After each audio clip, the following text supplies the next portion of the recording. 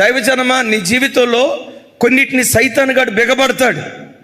నీ వ్యాపారంలో కానీ, నీ ఉద్యోగంలో కానీ, నీకు రావలసి నీవు అనుభవించకుండా కానీ, నీ పిల్లల విషయంలో కానీ కొన్ని కార్యాలు జరగకుండా వాడు బిగబడతాడు. అయితే బిగబట్టేది 1 రోజు, 2 రోజులు, 3 రోజులు. విచిత్రం ఏంటో తెలుసా? బిగబట్టి వాడు తలుపులన్నీ వేశాడు. బిగబట్టినంత కాలం దేవుడు మౌనంగా ఉన్నాడు. దేవుని సమయం వచ్చింది, వాడు తలుపులు మూస్తే దేవుడు ప్రాకారాలు తెరిచేశాడు ప్రజలకి. చెప్పండి, ఏం తెరిచాడు? వాడు మూసింది తలుపులు, దేవుడు తలుపులు తెరిచాడు అని రాయబడలేదు.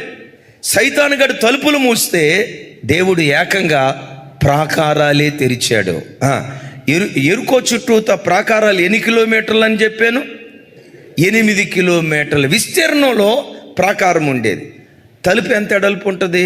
మహా ఉంటే 8 అడుగులు, లేదు అంటే 20 అడుగులు. రథాలు లోపలికి వెళ్ళాలి, బయటకు రావాలి అనుకుంటే 80 అడుగులు.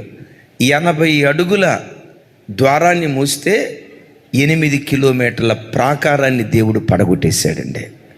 నేనంట 8 కిలోమీటర్లు ఎక్కువ వెడల్పు ఉంటుందా? తలుపు ఎక్కువ వెడల్పు ఉంటుందా? నీ దేవుడు ఎవరో తెలుసా?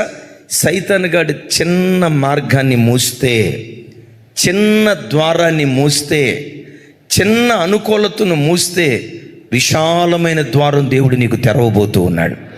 విశాలమైన అనుకూలత దేవుడు నీకు అనుగ్రహించబోతూ ఉన్నాడు. దైవజనమా, సైతాను గాడు కొన్ని రోజులే బిగబట్టగలడు.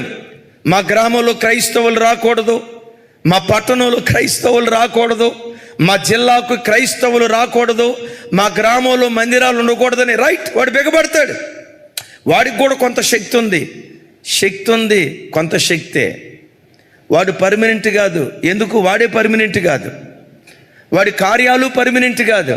వాడు కొంతకాలం ఉండేవాడు, 10 సంవత్సరాలు ఉంటాడు, తర్వాత దిగిపోవాల్సిందే, 15 సంవత్సరాల తర్వాత దిగిపోవాల్సిందే.